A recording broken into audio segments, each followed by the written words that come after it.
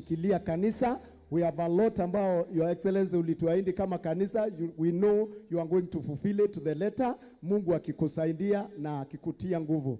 So Yesu akasema in Matthew 16 verse 18, akasema na kanisa, ninajenga kanisa langu ambalo milango ya kuzimu haitaweza kulizuia. Bwana asifiwe.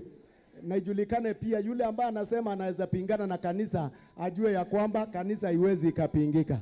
Na hiyo neema Mungu ametupea. Kama unaweza inua mikono yako tu ukiwa umeketi hivyo, ama ile design unakaanga unasikia uko comfortable kuomba, wacha tuombe kwa sababu tushukuru Mungu kwa sababu ya kanisa. Baba Mungu, katika jina la Yesu Kristo tunakushukuru, tunakuinua na kulitukuza zaidi jina lako. Asante kwa sababu wewe ndio Mungu uliyetuma mwanao Yesu Kristo na akakuja akazaa kanisa.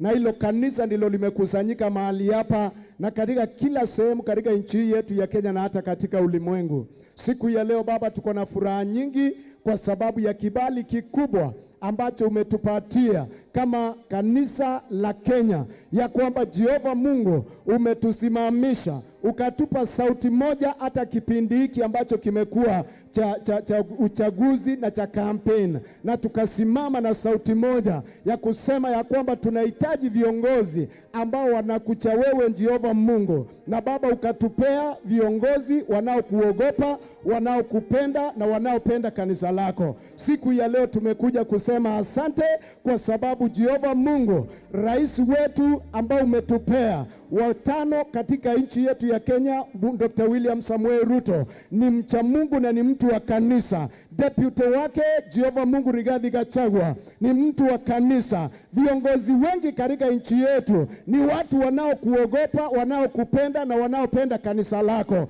Sisi kama kanisa Jehova Mungu, hatuna lingine ila tu kuambia pokea sifa zetu, pokea shukrani zetu.